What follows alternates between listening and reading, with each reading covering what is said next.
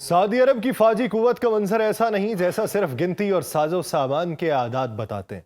ये एक शानदार मगर पेचीदा शाहकार है जिसके पीछे ताकत, दौलत और बैरूनी राबितों का एक बड़ा जाल है। फजाई बेड़े, टैंक, रॉकेट सिस्टम और हजारों तरबियत याफ्ता एहलकार एक मजबूत प्रोफाइल बनाते हैं, मगर इसी तस्वीर के पीछे वो खामोश सवालात भी छुपे हैं जो किसी भी हकीकी फौजी ताकत का असली इम्तिहान तय करते हैं। क़यादत के मेरिट, ऑपरेशंस का तजर्बा, लॉजिस्टिक्स की गहराई और जंग के लम्हात में सप्लाई चेन की पायदारी। ये वीलॉग इसी तजाद और इबहम को सामने लाएगा, दिखाएगा शान शौकत और मैदान अमल की आजमाइश के दरमियान क्या कोई खला है जिसे भरने के लिए हर बड़ी रियासत को हकीकी सलाहियत की तलाश रहती है, जैसे सऊदी अरब को पाकिस्तान की रही। आप सब पर सलामती हूं, मैं यासिर रशीद हूं और आप देख रहे हैं सुनो न्यूज। नाज़रीन, सबसे पहले अफरादी कुव्वत के मंजरनामे पे आते हैं। मजमूई तौर पे सऊदी अरब की 4,07,000 की फौजी स्ट्रेंथ है, जिसमें 2,57,000 फाल फौजी हैं और तकरीबन 1.5 लाख नीम फौजी पैरामेट्रल एहलकार शामिल हैं। ये जाहिर करता है कि सऊदी अरब ने अपनी सिक्योरिटी को सिर्फ रवायती फौज तक महदूद नहीं रखा, बल्कि अंदरूनी तहफ़्फ़ुज़, सरहदी कंट्रोल और हंगामी रद्द-ए-अमल के लिए एक बड़ा नीम फौजी ढांचा भी कायम कर रखा है। फाल फोर्स का हजम अगरचे खित्ते के बड़े मुमालिक के मुकाबले में सबसे बड़ा नहीं, मगर तरबियत याफ्ता और जदीद साजो सामान से लैस है, तो ये कमजोर किनारा पूरा करता है। नीम फौजी कुव्वत का बड़ा हिस्सा अंदरूनी नज्म नस्क और सरहदी जिम्मेदारियों के साथ साथ बहरान की सूरत में मुख्तसर वक्त में फ्रंट लाइन सपोर्ट फराहम करता है। फजाई कुव्वत के आदाद भी अहमियत के हामिल हैं। तकरीबन 917 तैयारे हैं, जिनमें 642 फाल बताए गए हैं और 283 लड़ाका तैयारे शामिल हैं। सऊदी अरब को फजा में वाज़े बरतरी वो देते हैं। ये बरतरी दो पहलुओं पर असरअंदाज होती है। एक तो अस्करी ऑपरेशंस में तेज और फासलाती रद्द-ए-अमल जो दुश्मन के ठिकाने को फजाई दबाव से निशाना बना सकता है। दूसरा, फजाई निगरानी और साहिल या समुद्री रास्तों की हिफाजत। 81 अटैक टाइप तैयारे हैं, जमीनी अहदाफ को निशाना बनाने के लिए जो कारआमद हैं, और ये जाहिरी तौर पर सऊदी पॉलिसी की नौइयत को भी जाहिर करते हैं। ज्यादातर ऑपरेशंस पर फजाई दबाव और दूर रस जर्ब लगाने के लिए, लेकिन फजाई कुव्वत की तासीर सिर्फ अदादो शुमार से नहीं आती। ये तरबियत, लॉजिस्टिक्स, आलात की बरवक्त मुरम्मत और हंगामी ईंधन और हथियार की दस्तयाबी भी इसमें एक अहम जुज़ होते हैं। अगर ये बुनियादी सहूलियात मुस्तहकम हो जाए तो सऊदी हवाबाजी को खित्ते में एक फैसला कुन उनसर समझा जा सकता है। बर्री कुव्वत के एतबार से 75,000 एहलकार और 840 टैंक्स, 588 जो है वो काबिल अमल है। ये तादाद ये बताती है कि सऊदी अरब ने ज़मीनी ऑपरेशंस के लिए रिवायती तवाज़ुन रखने की कोशिश की है, मगर ज़मीनी ताकत में इतनी बड़ी इंसानी कुव्वत का फुकदान दिखाई देता है जो तवील अरसे तक पायदार ज़मीनी कब्जा या गहराई में ऑपरेशंस के लिए दरकार होती है।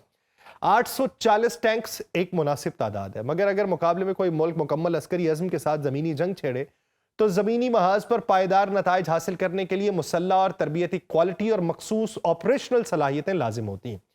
सऊदी ज़मीनी कुव्वत को आमतौर पर हिमायत हासिल रही है, मगर उसकी ज़मीनी पेशकदमियों की हद अक्सर खित्ते के अंदर मखसूस और महदूद ऑपरेशंस तक महदूद रही है, ना कि बड़े पैमाने पर तवीलुल मियाद ज़मीनी कब्जे तक। मल्टीपल लॉन्च रॉकेट सिस्टम जो उनके पास हैं वो 321 हैं, जिसमें से 225 फाल हैं। ये इस बात की दलील है कि सऊदिया के पास महदूद मगर मौसर अस्करी दबाव डालने वाले रॉकेट वसाइल मौजूद हैं। MLRS असलूब का फ़ायदा ये है कि ये एक मुख्तसर वक्त में कसीर अहदाफ के ऊपर दबाव डाल सकते हैं, ख़ास तौर पे दिफाई लाइंस या दुश्मन के फैले हुए ठिकानों को निशाना बनाने में। तोपखाने और खुद चलने वाले और ट्रेलर से खींचे जाने वाले आर्टिलरी यूनिट्स की मौजूदगी से ये वाज़े होता है कि सऊदी फ़ौज ने फायर पार के मतनू ज़राए में सरमायाकारी ठीक की।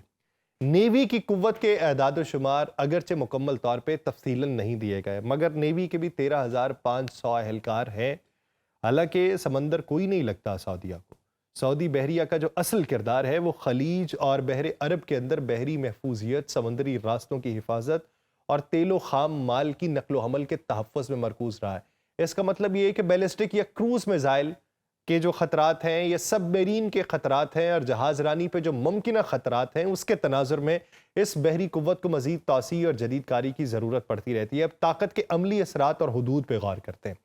जितने भी एदाद शुमार मैंने आपको ऊपर बताए, ये सऊदी अरब को खत्ते में एक मजबूत अस्करी पोजीशन देते हैं, मखसूस शोबों में काबिल एहतराम फजाई कुव्वत देते हैं, माकूल तोपखाने, रॉकेट सलाहियत और वसी नीम फौजी ढांचा उसे मजबूत बनाते हैं। मगर ताकत की हकीकी तासीर जो है ये चंद नाजुक सवालात के ऊपर मुनहसर होती है कि क्या साजो सामान की मुरम्मत और स्पेयर पार्ट्स की मुसलसल फराहमी यकीनी है, क्या एहलकारों की तरबियत मुसलसल और अस्करी तजर्बे के ज़ेरे असर बेहतर की जा रही है, क्या लॉजिस्टिक्स नेटवर्क मजबूत है।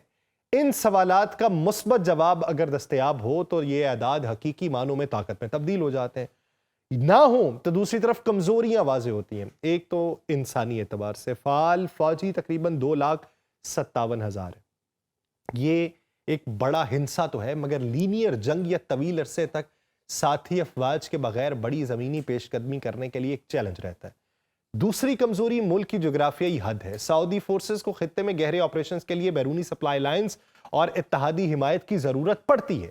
तीसरी और अहम कमजोरी यह है कि जदीद जंग में मिसाइल दिफा, इलेक्ट्रॉनिक वारफेयर, साइबर दिफा और इंटेलिजेंस, निगरानी, निशानदही और फिर दोबारा हमला करने की सलाहियतें फैसला कुन होती हैं। सिर्फ ज्यादा तैयारे और टैंक रख लेना काफी नहीं होता। अगर ये जदीद और मरबूत दिफाई नेटवर्क के बगैर हो तो मुखालिफ नेटवर्क और गैर रिवायती हरबी हिकमत अमलियां मौसर साबित हो जाती हैं। सऊदी अस्करी पॉलिसी की एक वाज़ेह हकीकत यह भी है कि यह मुल्क टेक्नोलॉजी और हथियारों की खरीदारी में बैरूनी मुल्क की शराकत पर बहुत इन्हसार करता है। साजो सामान का एक बड़ा हिस्सा दरामदी और तामीर और तैयारी में बैरूनी टेक्नोलॉजी का अमल दखल है।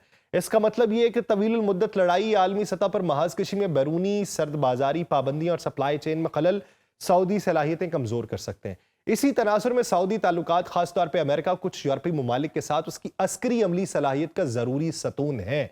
स्ट्रेटेजिक मंजर पर ताकत कई अहम पैगामात देती है। पहली बात यह है कि सऊदी अरब अपने तेल के रास्तों, बंदरगाहों और तवानाई इंफ्रास्ट्रक्चर की हिफाजत के काबिल एक माकूल दिफाई स्ट्रक्चर रखता है।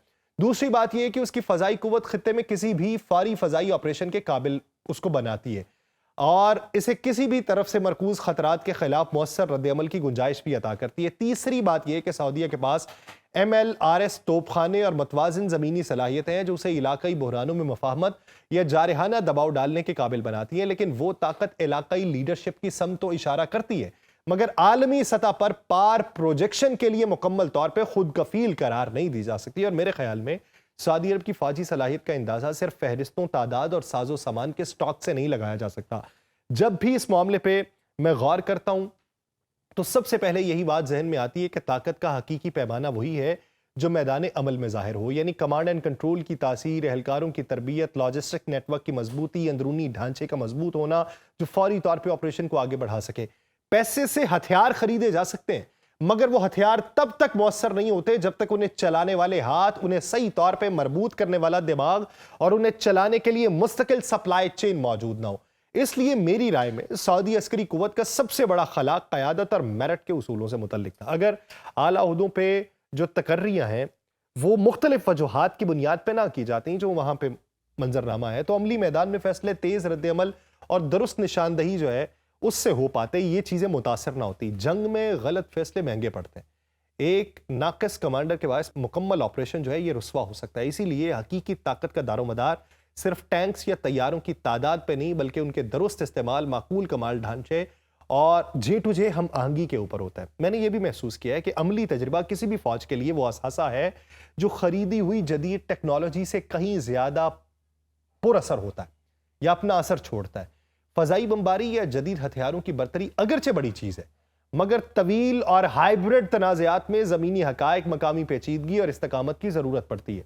जबकि यमन में अगर आप देख लें, हालिया तजुर्बात हमें ये दिखाते हैं कि फजाई बरतरी के बावजूद तवील मुद्दत मकासद हासिल करना सऊदी अरब के लिए आसान नहीं था। लॉजिस्टिक्स में जो खलल था वो हदफ की शनाख्त में खामी थी और मकामी मज़ाहमत के अवामिल जो थे उसने वाज़ेह कर दिया कि जदीद हथियार काफ़ी नहीं है। एक और नुकता जो मैं बारहा सोचता हूँ वो ये कि दिफाई खुद कफालत और सप्लाई चेन का इन्हसार किसी मुल्क की पायदार ताकत के लिए कलीदी है। अगर साजो सामान की मुरम्मत, स्पेयर पार्ट्स या हसास इलेक्ट्रॉनिक्स जो हैं ये बैरून मुल्क से वाबस्ता हों तो किसी भी कशीदगी के दौर में सियासी दबाव या पाबंदियों से हकीकी सलाहियत जो है ये मुतासर हो सकती है। इसलिए मैं समझता हूं कि बैरूनी इन्हसार कम करना, मकामी दिफाई सनत को मजबूत करना और तरबियत में मुस्तकिल सरमायाकारी सऊदी हिकमत अमली के लिए वलीन तरजीह होनी चाहिए।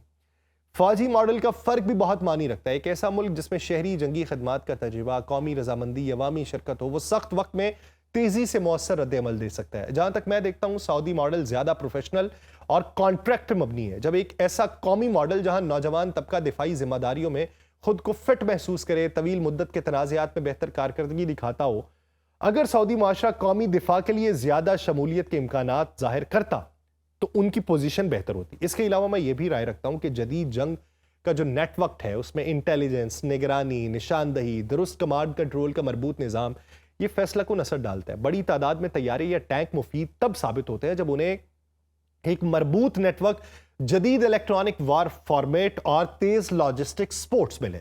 बसीरत में कमी या मरबूत ऑपरेशंस की अदम मौजूदगी सूरत हाल को पेचीदा बना देती है। इसलिए मेरी राय में हकीकी सलाहियत की जांच इन तमाम निज़ामों के इश्तराक से होनी चाहिए, ना कि महज अलग हथियारों की गिनती से। मैं ये भी महसूस करता हूँ कि सऊदी अस्करी पॉलिसी में नफसियाती और सिफारती औजारों का इस्तेमाल वाज़ेह तवानाई के जरिए बैरूनी दबाव डालते हैं, माली इमदाद और सिफारती ताल्लुकात बनाते हैं। ये सब फौजी पॉलिसी के साथ मिलकर ताकत का एक मुरक्कब बनाते हैं। मगर ये हरबे भी मौसर रहने के लिए फौजी नफाज के साथ हम आहंग होने चाहिए। बसूरत दीगर ये सिर्फ इक्तसादी या सियासी असरात निकालने का जरिया रह जाते हैं। जब मैं ये मवाजना सोचता हूँ तो मुझे ये महसूस होता है कि इसराइल और ईरान को अगर देखा जाए, जिसके साथ अब उसके ताल्लुकात सऊदी अरब के बेहतर हो गए और अब वो मंजरनामा नहीं है सिर्फ इसराइल का रह चुका है, तो उसके मुकाबले में सऊदी अरब की पोजीशन यकसा सतह पे दिखाई नहीं देती। हर एक का फौजी मॉडल, तजर्बा और बैनुल अक़वामी सरपरस्ती मुख्तलिफ है, लेकिन अगर सऊदी अरब ने मिसाइल, रॉकेट या मकामी पैदावार में मुस्तकिल तरक्की की राहें अपनाई और कमांड सिस्टम मेरिट पर मबनी तकर्रियाँ की, लॉजिस्टिक सिस्टम को मजबूत किया, तो आने वाले वर्षों में वो एक हकीकी खुद कफील ताकत के तौर पर, दिफाई ताकत के तौर पर खड़ा हो सकता है। अभी वो इस मकाम पर नहीं जहाँ उसका असर हर महाज पर यकसा हो। आखिर में मेरी राय ये है कि सऊदी अरब के पास इम्कानात बहुत ज़्यादा है, मगर ये इम्कानात महज मौजूदगी, क्योंकि वसाइल, साजो सामान और बजट के तौर पे इनका अमली इस्तेमाल इस्तकामत और हकीकी ताकत बनने के लिए कई दाखिली इस्लाहात लाजमी है। अब मेरिट भी अगर वो बेहतर कर लें, दिफाई सनत को भी बेहतर कर लें, अवामी दिफाई शमूलियत को भी बढ़ा लें, दिफाई नेटवर्क्स की हम आहंगी भी कर लें, सरमायाकारी भी कर लें, तो ये पैसा और हथियार जल्दी हकीकी कुव्वत में मुंतकिल हो जाएंगे। वरना यहाँ पे ये खला दिखाई देगा, दबाव के बावजूद कमज़ोर दिखाई देंगे। यही वो नतीजा है जिस तक मैं ज़ाती तौर पर पहुँचाऊँ। और अगर देखा जाए तो इसी तनाजुर में अगर आप पूरे मंजरनामे को देखें तो यही कमज़ोरियाँ और खला सऊदी अरब को एक ऐसी शराकतदार के तलाश पे मजबूर कर रही थी जो मैदान अमल में तजुर्बा भी रखता हो, ज़मीनी हकीकतों से निमटने की सलाहियत भी रखता हो, सख्त हालात में इस्तकामत भी रखता हो। और पाकिस्तान अपनी तारीख में ना सिर्फ बड़ी फौजी ताकत रखता है, बल्कि अमली जंगों, इंसदाद दहशतगर्दी की मुहम्मत और महदूद वसाइल के बावजूद तवील मुद्दती ऑपरेशन में अपनी सलाहियत साबित कर चुका है। यही वजह है कि सऊदी अरब के लिए पाकिस्तान के साथ फौजी और दिफाई ताउन महज एक ऑप्शन नहीं बल्कि एक ज़रूरत बना। और पाकिस्तान की पेशा वाराना तरबियत याफ्ता अफवाज, दिफाई सनत में बढ़ता हुआ तजर्बा और सबसे बढ़ के मैदान जंग की अमली महारत जो हमने अभी माजी करीब में भारत के मुकाबिल दिखाई, वो सऊदी अरब के वो सहारा है जिसके जरिए वो अपनी कमजोरियों को ताकत में बदल दे। यही वो बुनियादी वजह है जिसने दोनों ममालिक को एक दूसरे के करीब किया और जिसके तहत ये मुआहिदा महज सिफारती दस्तावेज नहीं बल्कि खत्ते के मुस्तकबिल के तवाजुन का एक नया मोड़ है। और इस मोड़ पर रफ्तार किसकी तेज होती है ये देखना है। मुझे दीजिए इजाजत, अल्लाह निगहबान।